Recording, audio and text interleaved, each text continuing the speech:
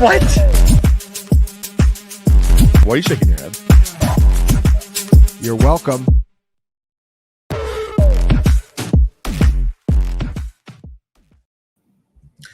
It's the CFF All Access Podcast. Thank you. I'm Eric Froton with Zach Hall and Josh Chevalier. And today we are going over the FSGA 14-team 6-point passing touchdown college fantasy football league that is on the clock right now.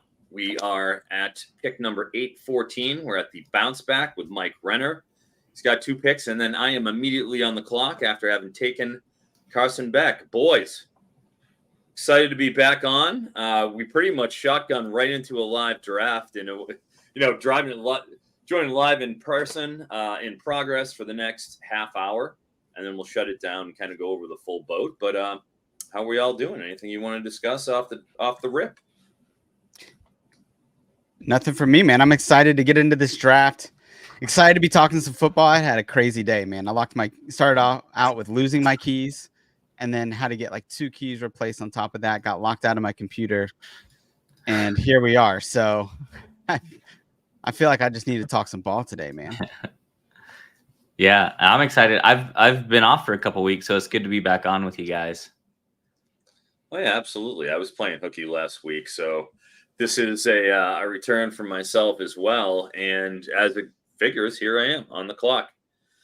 All right, Where are we going with? Jake Bringstool goes. Not going tight end quite yet, but I got a feeling we'll see a domino effect coming. We've only had 3. That's the 4th one taken.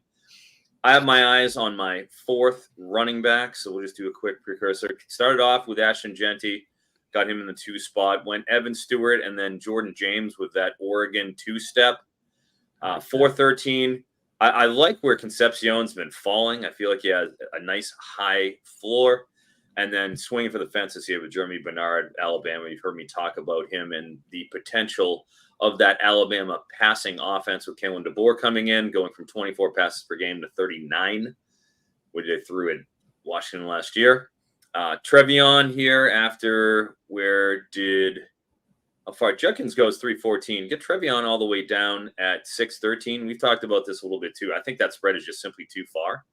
And then Bond as my number 4 wide receiver. With that in mind, just took my first quarterback. I want another running back, and I do not believe in Jam Miller. 2.5 yards after contact. Literally over a yard less than we saw from Justice Haynes on a per carry basis. Smoked him in the yards per carry as well category. I just think that when I watch both of them, I watch every carry for each of them through PFF Ultimate. Justice Haynes is just a superior back. I think he's going to be better, and I'm taking him. So getting him in the 9th round is where I'm going here. Tell me, gentlemen, let's look at this, the first round. Anything in particular to you you're seeing here that sticks out as we look at the first few rounds? Go ahead. I was just going to say, I'm surprised Dylan Gabriel went as far back as he did. Yeah, just how many quarterbacks went ahead of him. We haven't seen that a whole lot. He's a guy that's, we know what we get with him. He's a super consistent QB. So just interesting to see that many quarterbacks go before him in the first round. Not necessarily a bad thing. It's just I haven't seen that in anything I've been in yet, any drafts. And then Devin Neal going above Maffa and Hampton as well. I'm not against that at all. I really like Devin Neal this year. I think he's just going to be a huge part of that offense. He's coming off a really good year. But that's another thing we haven't really seen either. It seems like Maffa and Hampton are going before him in most of the drafts I've seen.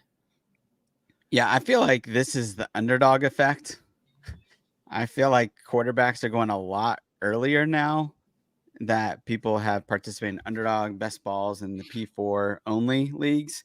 So to see, 6, 7, 8 QBs in the first even 2 rounds is way more than we are seeing pre-underdog. And then DJ Giddens going in the 2nd round. That happened to us in the CFF Championship Series.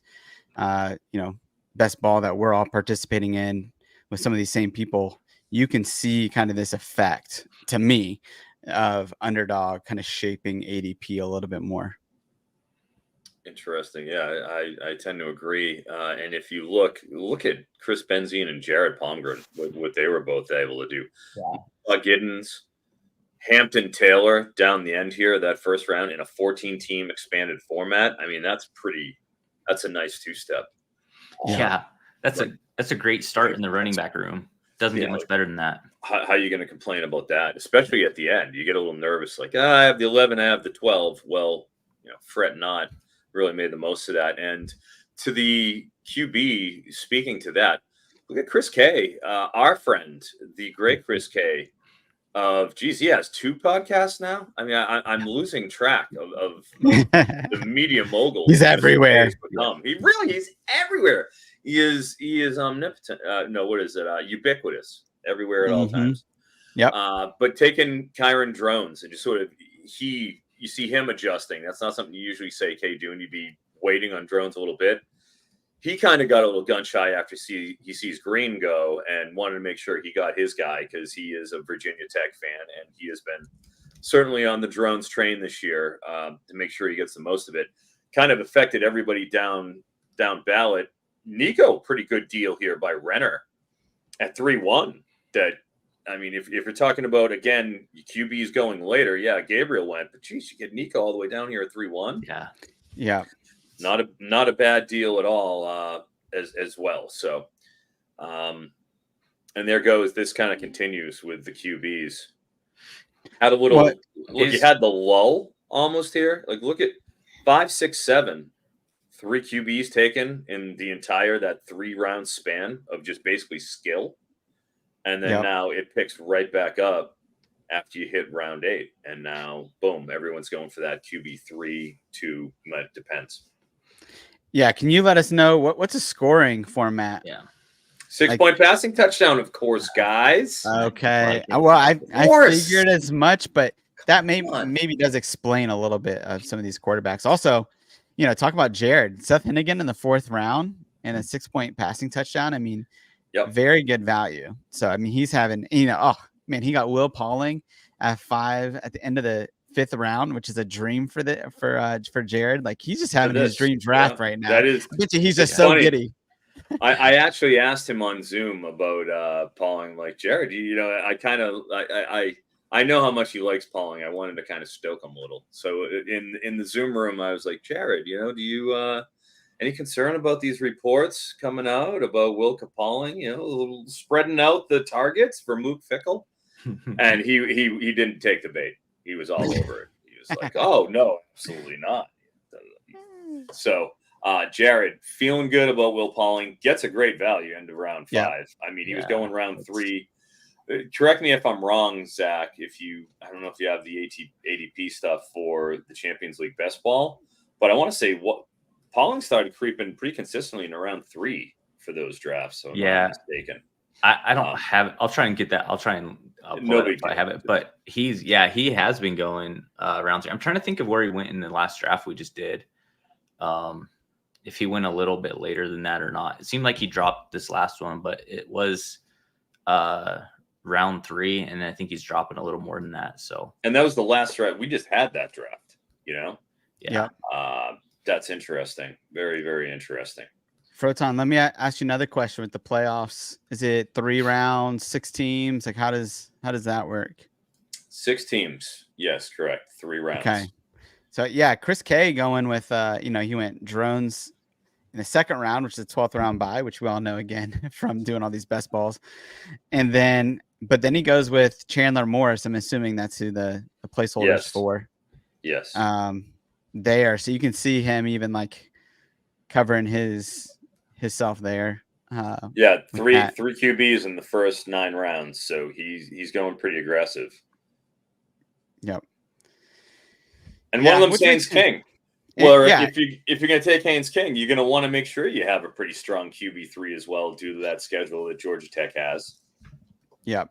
It's been fairly covered, especially now with the best ball situation, since you have to be a little bit more stringent about schedules in the best ball world, of course, because now you have playoffs. in 12, 13, 14. And obviously, Georgia Tech, not a good stretch run with Miami, Florida, by NC State, Georgia down the stretch. Tough run down. The first half is pretty manageable, but you got 3 buys because you have the Florida State game on August 24th. So if you're going to go with any Georgia Tech guys, make sure that you have your flanks covered is sort of what it comes down to. And that's what Mr. K is doing. Great deal at 9-9. Making, I feel like he's taking advantage of the fact that Moore still isn't in the player pool. Yeah. I love seeing this too, because, maybe gives us a little idea of what people are going to do at the expo and, our CFF draft there. When, you got Lob in here and Jared and some others that are going to be there. So this is interesting. I feel like, again, I think Lob smashed it with, what has he got? Sampson and Fegan, Jaheim White at running back up there. Mm-hmm. So definitely, feel like he's hitting on the targets that he usually hits on. So yeah, he's making his money without a doubt about that. And John, what I like about the way he drafts is he doesn't really get swayed by ADP. He has his rankings. He has, he pretty much has his board laid out, and he's going to stick to it. And I don't want to say a slave to it, but he makes sure that he's getting his guys. He knows who he wants, and he's got conviction. So like I always like seeing what John's doing, because I know that his takes are pure, and it's not something that, like, he likes standing on his own when it comes to his opinions. So I do always kind of make sure to take a look at what he's doing. Yeah. And I like the value of those running backs, and not only him, but a lot of those running backs in that 7th through 9th round territory, like you getting, again, Justice Haynes, right, with your last pick there. Sampson, Fegan, Singleton, Cook, Caleb Jackson. These are all guys. Man, speaking of Caleb Jackson, our boy, 240. And they're saying he's kept his speed and explosiveness. Yeah. I mean, we're talking about that's Leonard Fournette. I mean, that's when he came into the combine. The only thing is you get a little. There's the Raheem Sanders side of that too. Oh, he's 240. Ooh. Yeah, but it was obvious that Sanders did not keep his speed. At that size, it was palpable. Yeah, there's no way around that. But your point is totally valid. I'm right there with you. I'm just having a little fun with the Raheem Sanders situation. But yeah, I mean, Caleb Jackson is. I've been trying to draft him as much as I can. Definitely in the best ball, he's been a darling. I mean, why wouldn't you have him? Getting him, where did he get 8-2 in the 8th round? Yeah, I was hoping he'd in the room on the Zoom call. I purposely even said something to Luke, and I was like, "Oh man, you had to take Caleb Jackson," because I looked at him at 7-2, but I'm like, I got to wait on that. Like there's a pocket of the receivers. I wanted Bond, and then I'd be cool with it. Oh, good job. Good job. Yeah. And you just hope that they really lean on him the way that he's capable of, and his pass protection can be at least up to snuff. You're up. So I won't speak too much. I'll let you take over here. No big deal. It's a 2-minute timer. 2 minutes. I was just saying, I hope his pass protection is, up to par, so that they can play him quite a bit, because that's my only concern with Josh Williams there. Dude, Beck and Daniels here. Oh, I love it. In the 10th round, I mean, shooting for the moon. End of the 10th and a 14-teamer. Yeah, so that pushes things down a little bit. Ooh. I've had a lot of Jalen Daniels. I think we've on plenty of drafts we've seen here that I've had him. It's just a health question. And even though this is a 6-point passing touchdown league, everything about him plays. They're going to have a great first half of the schedule. The schedule in general, I think, is very palatable, but it's first end. My concern with Kansas is simply it's their offensive line. They lose Dominic Pooney. They had a lot of shuttling around. It's a lot of transfers coming in. So I want to see what happens in terms of how they gel based on what they lose from this year to next. New offensive coordinator. In comes Grimes from Baylor and BYU fame. Out goes Coddle Nicky. So there is some conjecture about what happens there. It's not as Yeah. clean a transition you'd like to see, but man, everything's in place. If the entire wide receiver core comes back, it's all proven. As long as they can keep him upright, they were able to have their best season since 2007 with a backup quarterback, and even he got hurt for a little while. They had a third stringer come in for a little bit. So it's like they were able to do all that under such duress that if an actual legitimately talented guy like Daniels is able to just stay healthy, I think they could be real good. But you know, that's why he's going in at the end of the 10th round. See how it all materializes. But there's question marks about injuries. You got to take shots where you can. Anything else in this 3-round range grab you? Well, Jalen Daniels in the 10th round is a type of value that wins you leagues, right? You got to take those type of risk. And Lance Leopold to me is one of the best offensive minds in college football. Like, I just think he's done it at every level, right? He did the G5 with Buffalo. He did it with Wisconsin Whitewater, or wherever he was at the D3 level. I mean, and if there's a question mark for them to have, offensive line is the one you want to have, because that's the one he constantly builds. And they're always solid no matter what happens, because that's what Lance Leopold does. So I imagine Jeff Grimes will be an organizational guy, right? But, hopefully Leopold's fingerprints are still all over the system and the offense. Yep. And I'll tell you, I'm on deck, obviously. Before we get into a little bit more of this, I'm going to give you the setup. Just went QB, running back, QB. Feel like I got 4 running backs here, so I'm in fairly decent shape. I'll want to try to do something about Justice Haynes down the board here. Even though I'm not, as we've discussed, big on Jam, I wouldn't mind just putting a fence around that situation. And that's going to that's what I'm going to look to do here with Texas. Yeah. If Mike doesn't take, and I don't see any reason why he would, he's just gone wide receiver here. I would think he'd pivot. I'm going to take Jonte Cook to just make sure that no matter what happens, 11th round, 14th team league, I'm going to be able to have everything that happens in Texas. So if Cook ends up becoming the outside threat and just dominates, fine. If it's Isaiah Bond, fine. I'm going to get one of them in that spot that is going to dominate in a prolific 40-point per game offense that is a class team of the SEC. So that's where I guess roster construction, just a little bit of my philosophy comes in, is when I get a piece of a prolific room, if there's the opportunity presented itself, and there it is, I'm going to take it and I'm going to make sure that I make it mine, because somebody's going to get 1,008 plus out of that room, probably 1,010, and I'll know who it is by week 3 or 4, and I'll be able to hit the stride cooking.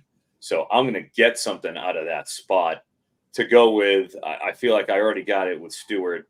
Yeah. And obviously love Bernard, which I'd like to. I wouldn't mind throwing a little, secondary shot at that too. We've got room to work with here. We've got 30 spots. Yeah. So this is a traditional best ball size roster you can play with. So that is a little bit into the roster construction of what I'm looking at here. Since I feel like I have a hammer in Genty, I can go and afford to put the fence around those, the wide receiver room a little bit. Any thoughts beyond that? Teams that you see, anything along those lines here from beyond that? I think the way that your roster in particular is like awesome. I think the upside of it is like crazy. Concepcion in the end of the 4th, and then Jeremy Bernard. Like, if Bernard hits, if not, right, like, you can come back and get, we won't talk about who you could get because you know who to get, but whoever you decide to pair him up with and lock down that room. I mean, holy cow, like, if you lock down Alabama and Texas, all across the board, these are high powered offenses. Yeah, I love what you did with the Oregon guys too. Where you got Evan Stewart, I love that value there. I know he's a guy. Tez is going before him, but I mean, he almost dropped to the 3rd round. In a 14-team league. I love that value. And then every time I take James in the second round, Josh says something to me about he likes how I took James in the second round. I'm a believer in him this year, and so just being able to get those guys where you did, the start of your draft is great, and you've just carried it on. I really love how it's shaping up for you. Yeah, and no, thanks, guys. I mean, we try to do our best. We'll see how it works out. I do think that Renner is doing pretty good on the turn here too. Yeah. Getting Gordon and Muddy, but then Nico and Garrett Nussmeier I can't argue with that in a situation where there's a QB premium where they're going a little bit quicker than I think we're anticipating, and then he just goes and makes that hard pivot to the wide receiver room. Taking the chance on McBride here at 10-14, wow, which is somebody we talked about a little bit that's going on with the Champions League right now. I think Kay took him in the most recent league and got a pretty darn good deal out of it, where allegedly he's only supposed to miss one game, apparently. Really? Is that it? I don't know. Who knows? You know what I mean? But like, look at in a league like this at the end of the 10th round, your wide receiver 4. What a great shot that is! Where whenever you get him back, he's in the middle of that prolific run and shoot offense. I think that's a pretty good read here by Renner. Maybe not so much with LJ Martin being dinged up. We'll see about that, of course. But I do think he did all right with that build approach. Yeah, I like too that with Nico and Garrett, there's good stacking options later in the draft for both LSU and Tennessee. Like he could come back around with Brazel at some point here, who's had a really good camp so far, or even Brew McCoy late if he wanted to take a shot there. And then he also, Chris Hilton, Xavier Thomas, CJ Daniels. I don't think CJ Daniels has gone. I haven't seen him at least go. No, like all those are late stacking options for LSU. That could turn out to be a solid wide receiver too. We're seeing quite a wide receiver run here. If you take a look at that, after I went with Cook, it's tight ends and wide receivers for that run. We see Jeremiah Smith goes. There he is. You took him in round 11. Nice. Yeah, dude. Lob don't care. OG don't care. I like it. And let's face it, that's around where he's going. That we're drafting him too. Josh, you're usually getting him around 13, 14, right? Yep. Same thing. That's 14-team league. That's how it is. And it goes right to Moss, Meredith, Gray, McCune. He's having a good camp. Meredith's having a very good camp. McCune is a guy that I just think we're going to look back and he's going to be one of those guys where it's like, man, why did we let him drop so far in these drafts? I just feel like he's going to have a great year in that offense. I don't know who else it's going to be. The reports have been pretty solid. He had a good spring. I'm trying to remember what I was reading. I don't know if it was a report going into camp, but just expecting him to really step up and be that lead guy for that receiver room. And again, you're getting him here in the 11th round, and he's just a guy that I just think at the end of the year, we're going to look back and be like, man, such a good value in all these drafts. And he hasn't really risen at all. I kind of thought maybe we'd see him rise a little bit as we got closer to the season, but he's stayed pretty steady where he's at. So he's definitely a guy I really like that value where he's going right now. Yeah, that's a nice job by Chris Benzine. Chris Benzine in the playoffs last year in this FSGA league. That was an 18-team league. So he was in the playoffs, and I even think he might have been in the finals, or at the very least, he went to the semis against Jared. Did a great job last year. Take a look at what he's doing.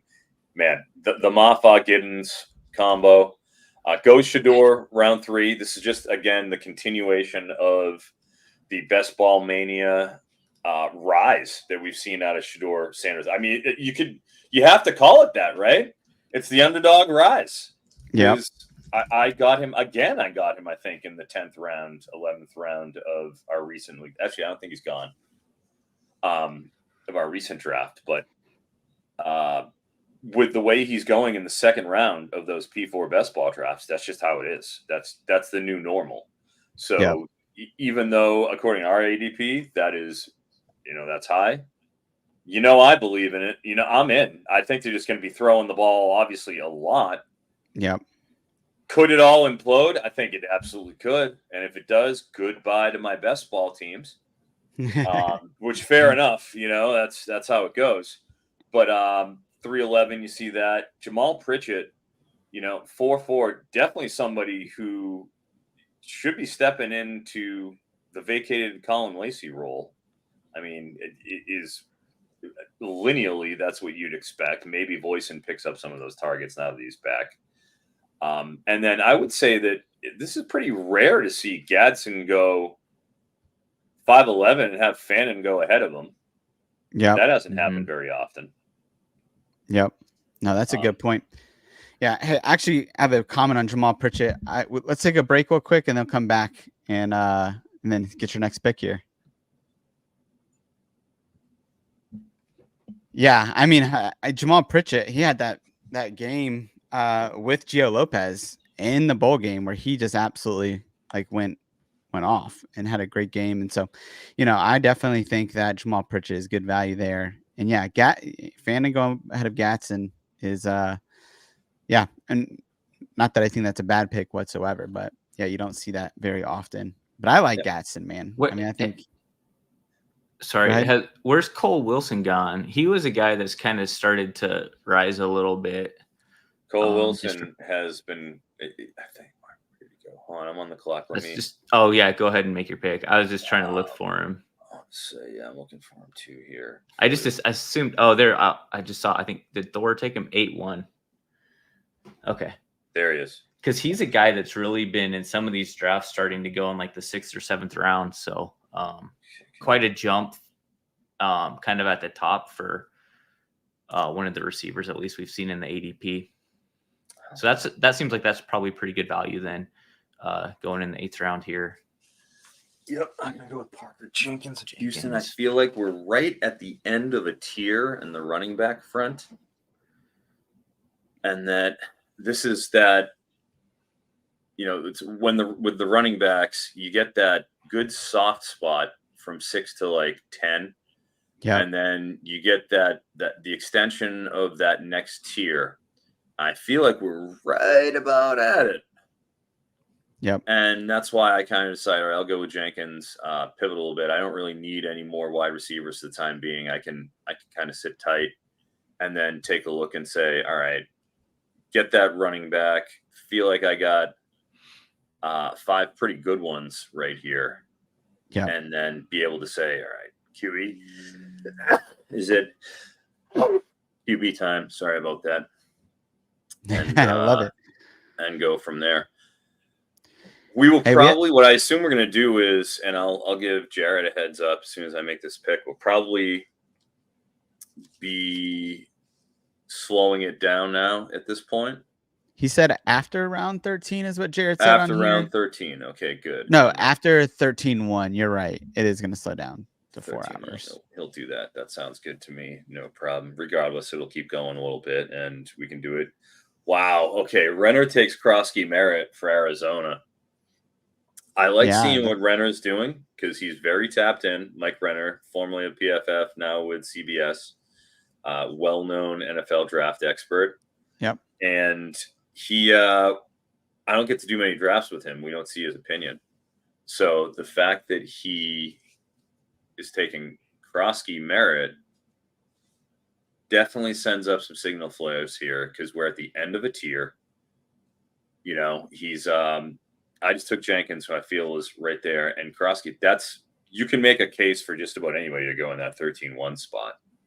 So the fact that he went there really, really ticks a little something off for me, and I'm sure that that's the same for you guys. All right, what is Renner tapped in here is the question. So as soon as the draft resumes, I will get on this. But yeah, what do you think? Yeah, no, I mean, I think it is interesting with, you had Krosky Merritt and his crazy relationship there with Arizona. Remember that? Where went there, went to Ole Miss, came back once. I think Damian Martinez, was kind of done flirting with Arizona, but that's been an interesting relationship. But yeah, I mean, really good back, really, good opportunity there. I think they got him and Conley. Is Conley hurt though? Did he Did he get hurt at all? He is. That's I believe in camp. He's been a little banged up. Yes. Yeah. So, yeah, and then Mhm. Dino Babers has had some really good running backs throughout his days. As coming from the the veer and shoot system. So Absolutely. All right. yeah, So here's what I'm yeah, going to great. do here. I'm on the clock.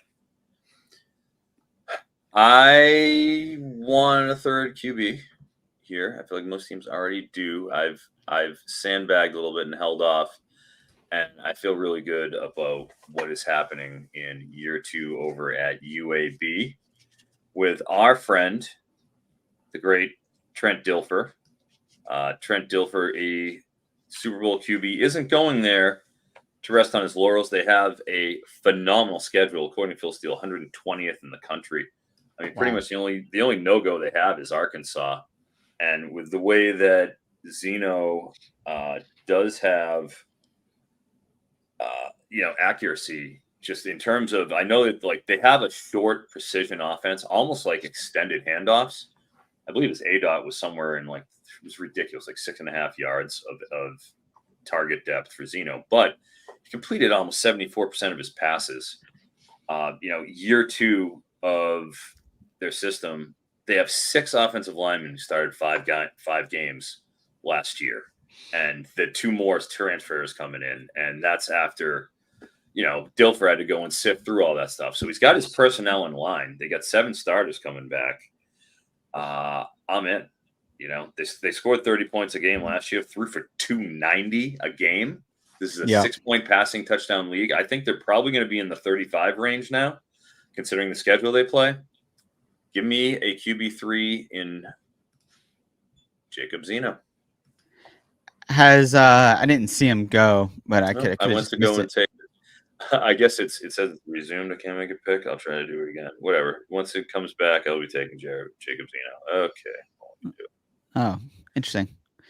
Whatever. We'll figure it out. But that's what's coming along here. No problem. Thoughts? So the one thing about Zeno, I really like him. Though, so last year he's a little bit inconsistent with his value in fantasy, but I think we'll see a jump up this year, year 2 in the system, which we typically will see a pretty solid jump. And that's the only thing when I was going through projections with him that stuck out is I love what he can do. A little inconsistent, but projecting more consistent.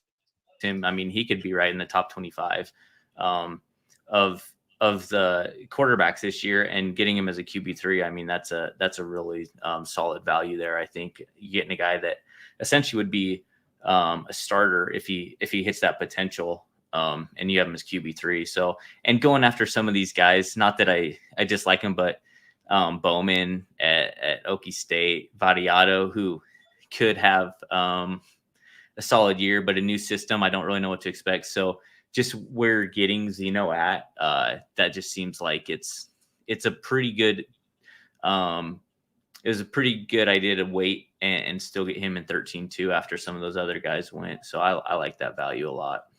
Yeah, and some you look at this run, and he's only one of, as we talked about, 3 QBs from that 11 to 13 range. You see these runs manifest, especially just speaking to the QBs, where they'll just hit real quick, and you'll get those bursts, and then it lays down. Yeah. And in the meantime, just look at the proliferation of the wide receivers. A guy like Nick Nash, really good second half. Has all the alpha makings. Blankumsey, he's a guy who Memphis, I mean, it fits the 35-35 power 3 wide receiver model, where you have a potent offense going to score 35 points, going to be throwing 35 passes a game. And while Rock Taylor's there, man, Blankumsey, he got a lot of work as that slot receiver too. It's not like he's out there being ignored. And unlike the NFL, where you want that dominant alpha outside threat, you don't have to do that. It's not always that archetype in college fantasy football. And I'm really intrigued to see what Blankumsey does just as a product of that offense, and the fact he's fairly dependable.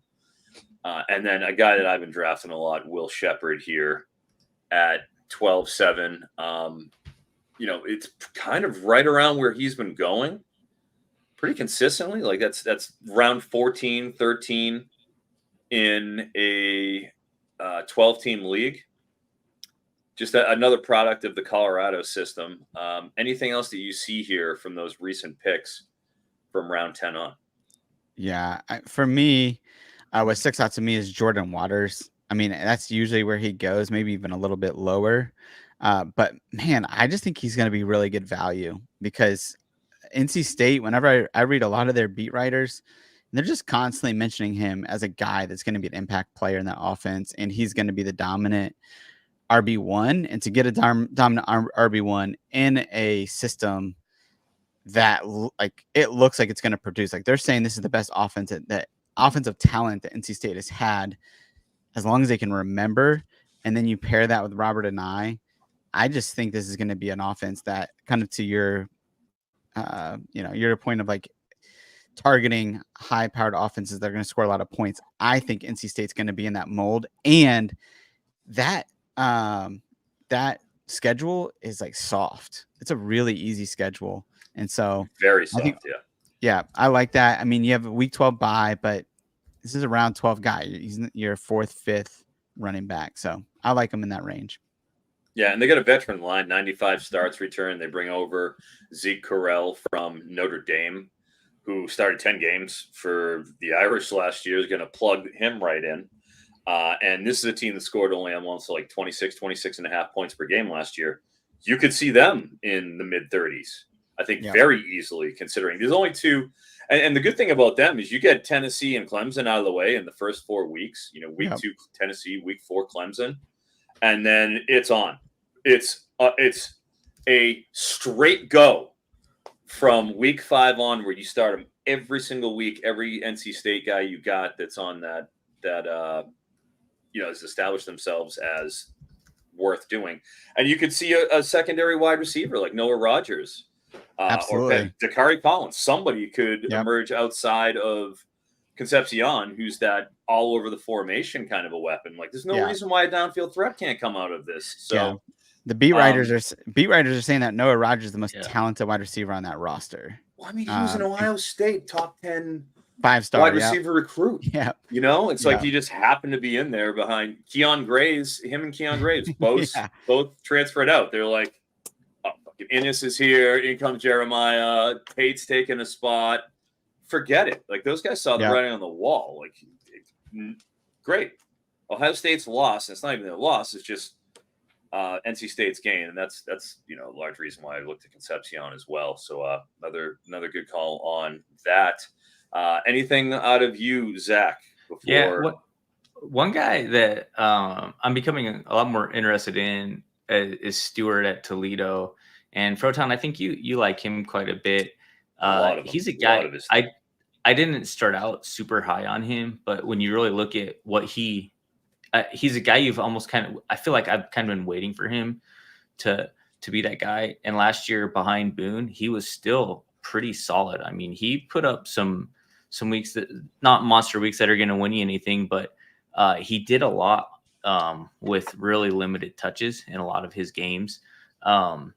He found the end zone a little bit. So I'm intrigued to see how he does in that RB1 role in that offense. We know that that Toledo running back is going to be super valuable. And if he takes that thing and runs with it, he's another guy that I just kind of look in this range where it's like, man, I wish I would have taken more of him, especially, getting him in round 11 here. And he's just a guy that I feel like, end of the year, we're gonna be like, man, missed on him.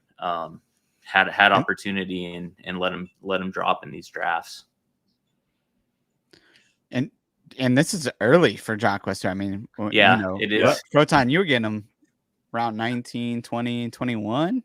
I want to say early on 19, 20, 21, and then it started kind of being more in the 14, 15 range, I think. Which is still great value.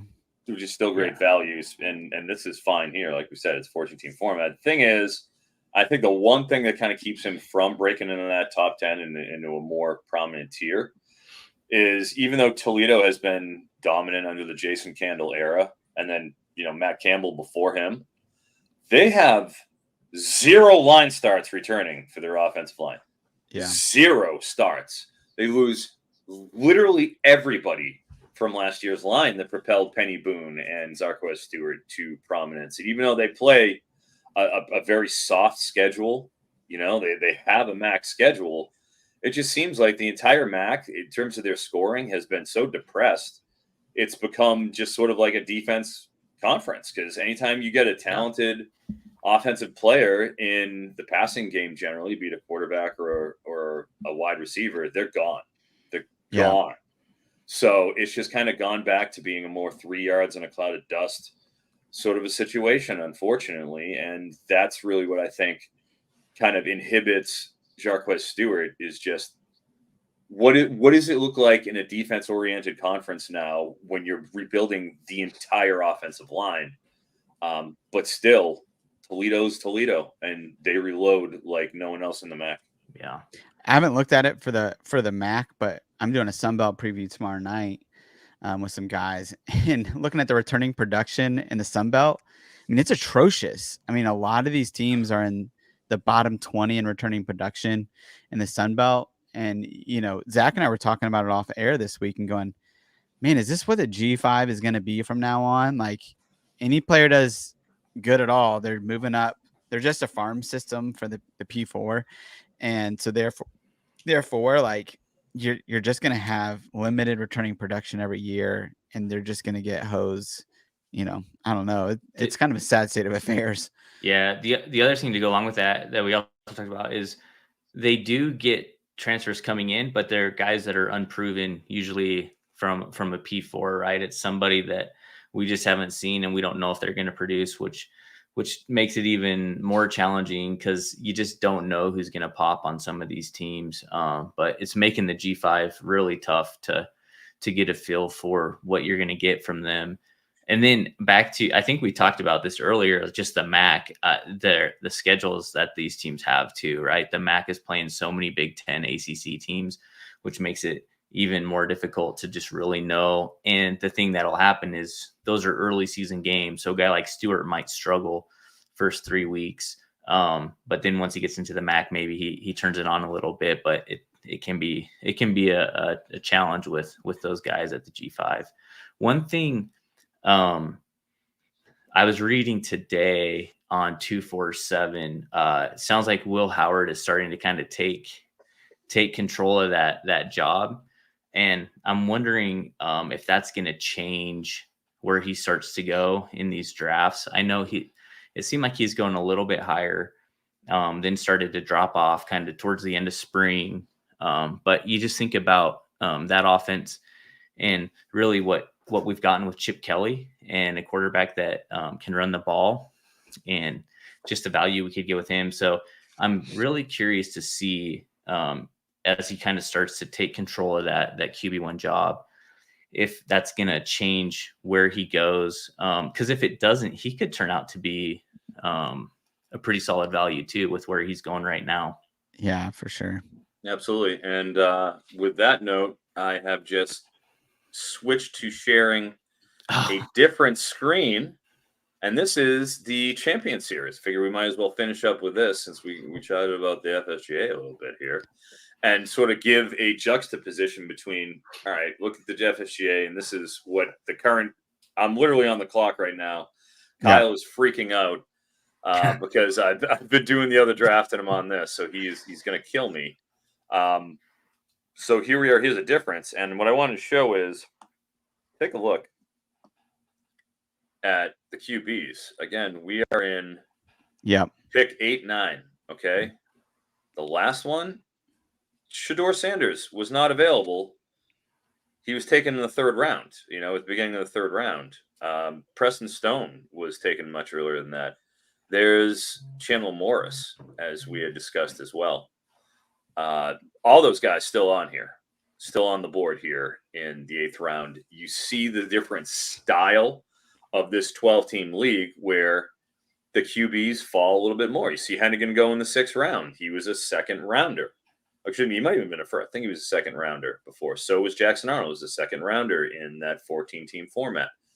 Kyron Drones was a 2nd rounder. Jalen Milroe went, I think, 6th overall, right? Yep. So you're looking at the difference in these two QB markets, and Nussmeier went in the 3rd round, or maybe like 4th. Yep. So you're seeing just how different this marketplace is, which makes it also a little more confusing how Jalen Daniels goes 8-2 here to you, Yep. Josh, but then in a QB heavy 14-team environment, he goes 10-13. So it kind of illustrates, we had talked about it a little bit, but that really does kind of illustrate it better than we can, showing you how that is kind of an anomaly considering what we're used to seeing. Yeah, And for sure. Hey, can we, Photon, can we take a quick break and add some suspense to your pick? Let's take a break here.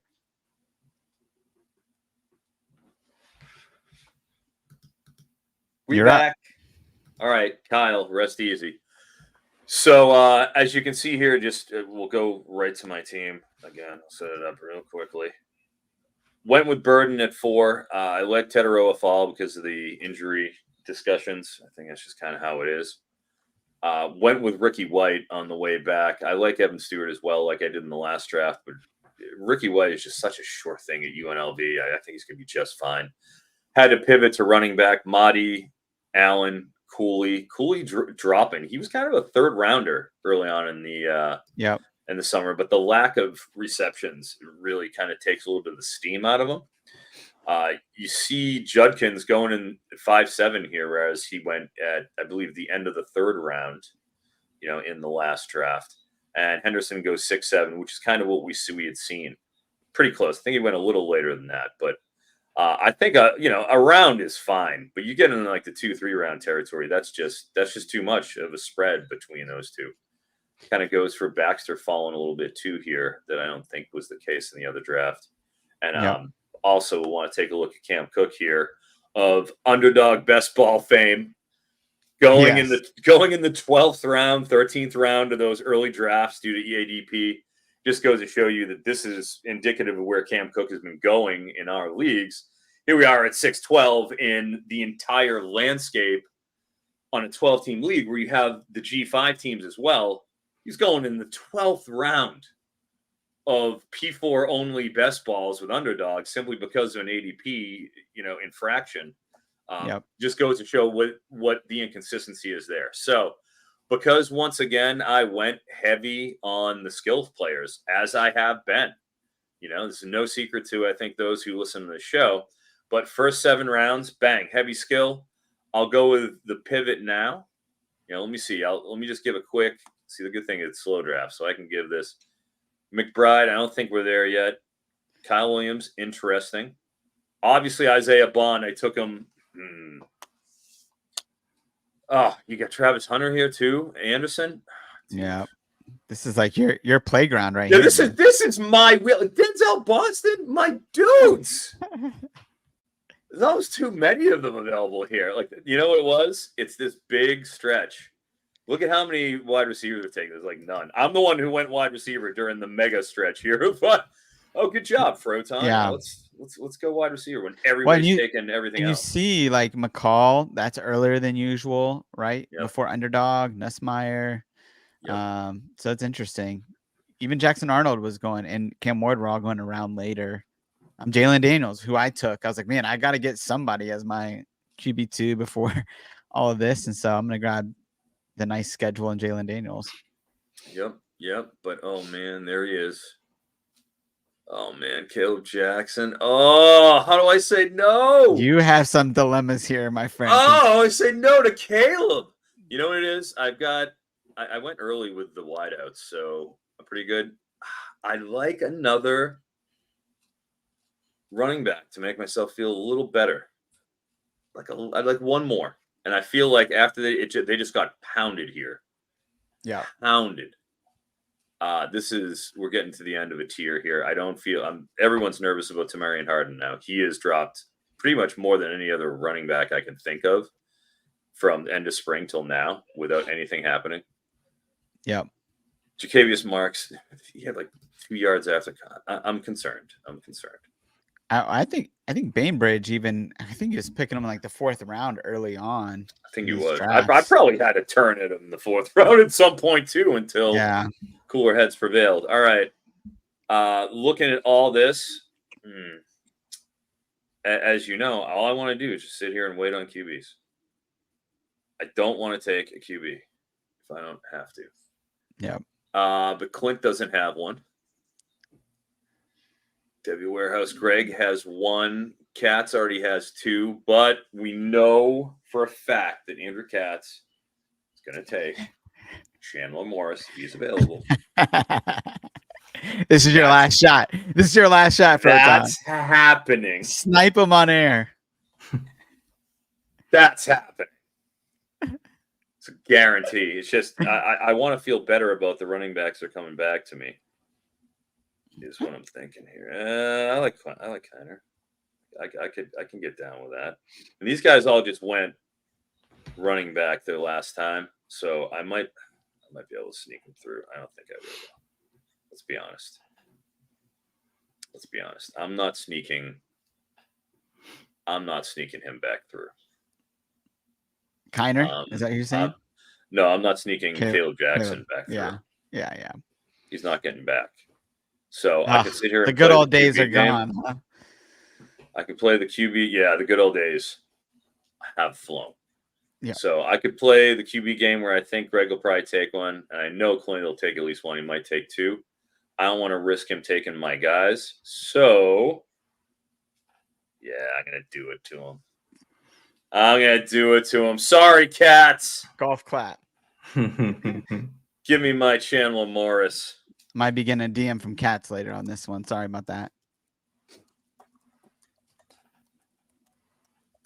Oh, Isaiah Bond. See? Bond. He was right there. Yeah. Right there in that group.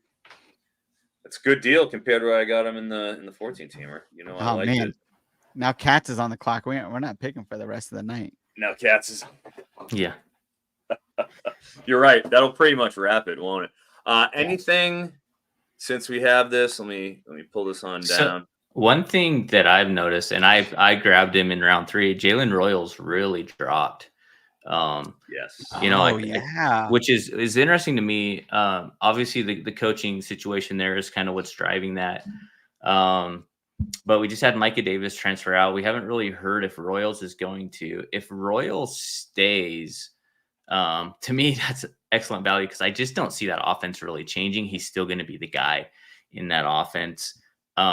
So it might be a little bit risky because I think they still have a little bit of time to transfer out, and he still could do that. And that would hurt my roster a little bit there because I'd be pretty light on receiver. But at 3.5, I was like, man, it just felt like a great value. But I don't think I've seen him drop that far yet in a draft. That's the usually you can get him.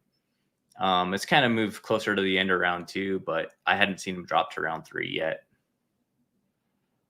Yeah, that's a really good point. Great point. Yeah, I think, I think it's interesting, other guys that like Cole Wilson by Bainbridge. I know he's really high on him, goes up to the 5th round to grab him, where I believe he was grabbing them in the double digits, like 10th, 11th round before maybe. So to see him go that high was pretty interesting. And then Noah Smith also dropping to the 8th round. I feel like that's a little bit of a drop. Yeah, what's fun about this draft is we've been drafting with these same guys for this is our 11th draft in this series. Yeah. So you almost get to a point where you're like, all right, I know they've taken somebody at this round, so I got to jump up a round or two. So it almost turns into a game if you want to grab one of these guys, and it can drive that ADP up a little bit. Or in some cases you see like, some of these guys fall, which is always interesting to me. That Noah Smith is that, again, that's probably the farthest he's fallen in this draft since we've started these, but it's always kind of fun to see how that game plays out in some of these drafts. Yeah. The only thing I see on there is that Mike Bainbridge sniped me on Avery Johnson when he already had 2 QBs and Dart and Nico. I was so mad because I'm like, all right, I'm going to grab Jamal Pritchett. He's not going to hit a QB there at all. And then he hit, of course, like I have Avery Johnson in so many of these. And so it's just like, this is going to be, I'm going to pull this. I'm going to get Jackson Arnold or Jalen Daniels on the way back. It'll be fine. Cam Ward. No. It's like Bainbridge was playing chess. I was playing checkers. He knew exactly what I was trying to do. And he just, I won't put it on the air, but he said a little F you to me for sure. And appreciate it. Thanks, Mike. Bainbridge. You know, it's hard for me to feel bad for him when I was getting Jackson Dart right as rain in the 6th round for the first like 3 or 4 of these. And Bainbridge has decided at 312 that was enough. He's like, that's enough of your Jackson Dart values for a time. He's like, he's like, he's like, I'm gonna get my guy. I don't care. That's what he's done this draft. It's like, I don't care. Even this Restrepo. Bainbridge, my guy's draft out of Bainbridge. That ETN Sampson little bang is nice too. Yeah, but he went Restrepo the first pick of the 2nd round, which early, is 2-1 flag earlier plan. than He wasn't gonna go Joey Hobart, knowing how much he loves Cole Wilson. You know, we know that. That's probably the highest we've seen Restrepo go. I don't know if I've seen him go that high. Yeah, borderline first round. That's high. Yeah. Bainbridge knows what he's doing now, so it'll be a good pick. Well, we're just lucky that we're not NFL guys, where if somebody goes 3 picks ahead of ADP, then they're like, "Oh, dude, you went ahead ADP! Yay!" Oh God, it's insufferable. It's so ridiculous because we're used to seeing this, where it's like, "Oh my God, this guy went 5 rounds before he usually goes." Cole Wilson, he's usually going in round 10. Here he is in round 5. Well, okay, totally. But at the same time, it's like, all right. Yeah. So he's getting some steam. You got to do what you got to do to get your dudes. Yeah. So much exactly. Fun. God, it's exactly. So much better than pro fantasy football. But we all know that. Ton of fun. Let me ask you. Can I ask you guys a quick question before we hop off tonight? Is there been any news? I asked you, and I should have just asked the question. But is there? We've had a week of fall camp, 2 weeks for like a Florida State or week 0 teams. Has there been anything like what's been the most either surprising news or the news that's been the best news for you like so far through the first week of camp? Anything exciting you through this first week? I don't know about exciting. I feel like it's not so much guys that are going up first week of camp sort of a thing. It's more like who's going down. Yeah. Like LJ Martin, LJ Martin right out of the gate says, "Oh, he's going to be week to week. He's going to miss some time. He's okay. Well, that's a problem." Tetaroa McMillan. I mean, I took Luther Burden over him here. He still goes 6 overall, but you have to have some concerns about it. You just have to. It's natural. Will Pauling, I'll throw him on there too. Hopefully that was just gamesmanship by Luke Fickell, but perhaps he was really alluding to the desire to spread the ball around a little bit more and not rely on one receiver because they were fairly limited in year 1 of him taking over Wisconsin. But, my friend Jared, our friend, the great Jared, he does not believe in that. So I do not want to, get too far ahead. I want to make sure I'm offering the counterpoint, fair and balanced for my man Jared. He does. He's fine with Pauling. So at 410, that's still pretty damn good value. Yeah. I think one of the big ones, obviously Louisville, right? Ja'Cory Brooks kind of getting a lot of talk in camp, trying to figure out who's going to be that wide receiver one there. We were all kind of thinking, oh, maybe it's Chris Bell. Now it's Ja'Cory Brooks. What about Colin Lacey, right? So it's that one to me. It's going to be one to watch for sure and kind of see. It seems like it's hard to really know when you're only a couple days in camp. I think it's going to be more substantial when we're a week, 2 weeks in, but that's going to be a fun one. I know one me and Josh are watching pretty closely is going to be Washington State QB. One day it's John Mateer that looks like QB1, and then the next day it's Eckhouse who's throwing dimes. So that's one that I'm watching, and again, that one's been back and forth. It just seems like every other day it's the other guy that's kind of showing up. So those are two that I've really kind of been starting to pay attention to as far as news. I don't think we have anything real final yet, but it's been fun. And then the other one, CJ Daniels was running with first team, I believe, which is a little different than what we were seeing in the spring, where he wasn't. He was one of those guys where he was getting drafted as wide receiver 1 for LSU to start when he transferred in, and then he really fell off in the spring. I mean, I want to say you could get him pretty late in drafts.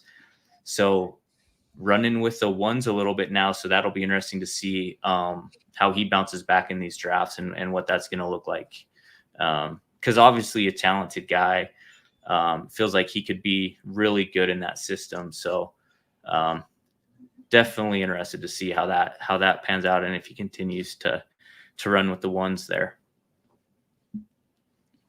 Yeah, those are all the ones I'm looking at. I mean, LSU definitely wide receiver room and running back room are, I feel like they're all values, ones to look at. Noah Rogers and the consistent drumbeat, right, of information throughout the offseason. And then coming into fall camp and him keeping it up has made me excited about him as a later round guy. And then I think Chris Brazell too at Tennessee. He had that big highlight with Nico that kind of went viral 3 or 4 days ago. But if he can keep it up. Oh, sorry. I didn't mean to cut you off. No, you're great. I was just going to say one, I just thought of it and I didn't want to forget. Chris Kleiman was saying they want to split the carries between 5 guys this year. So keep that one in mind with Giddens. That's why DJ Giddens is free now. And then you got Avery Johnson, who's going to take some of those as well. So I thought that was an interesting comment. He listed 5 guys he wants to get carries this year, which I think is, I don't think that's how that's really going to work out, but interesting comment from him. Yeah. There was a Chris Tyree question much earlier in this about him getting injured. He was in a walking boot today. So just whoever asked that, they don't know yet. They don't think the severity is too bad on him. Maybe 1 to 2 weeks. Yeah. Did Tyree tweak something? So, and then where can I find the latest spreadsheets by Bendejo?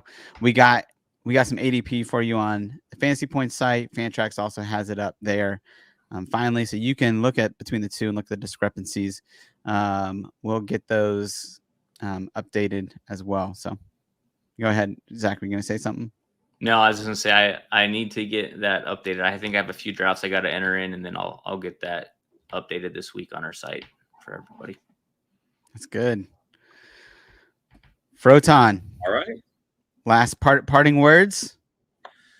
Well, you do the parting words, Josh. You know that. You have the signature sign-off phrase. So, no, the words. I just fired up about the season. I'll be going to Bet Bash tomorrow in Las Vegas for Tuesday, Wednesday, Thursday, and then I will be heading to the Expo in Canton for Friday, Saturday, Sunday, where I will be seeing none other than Josh Chevalier.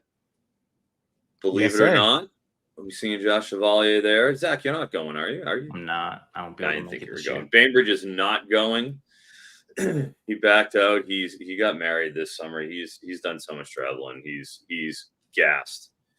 Bruno would miss him anyways. His English bulldog. He would put his sad face on. We can't have Bruno with a sad face. So it'll be me and Josh repping CFF All Access. We'll have our boy Jared. As well as the great John Lobb, fellow OG, and Jeff Bell from the Football Guys. He will be doing a panel on college fantasy football and C2C and how that can help cross over to the NFL. So big weekend and week coming up. Very excited about it. Thank you very much for watching. Please, right? How about this, Josh? I always forget. Please hit the like button. Right? I never pander. Yeah, ring the bell thing, right? And hit the thumbs up button, please. I would be very appreciative. And thanks everybody who watches. We love all you guys. Appreciate it. Boom. Until next time, do small things with great love. What? Why are you shaking your head? You're welcome.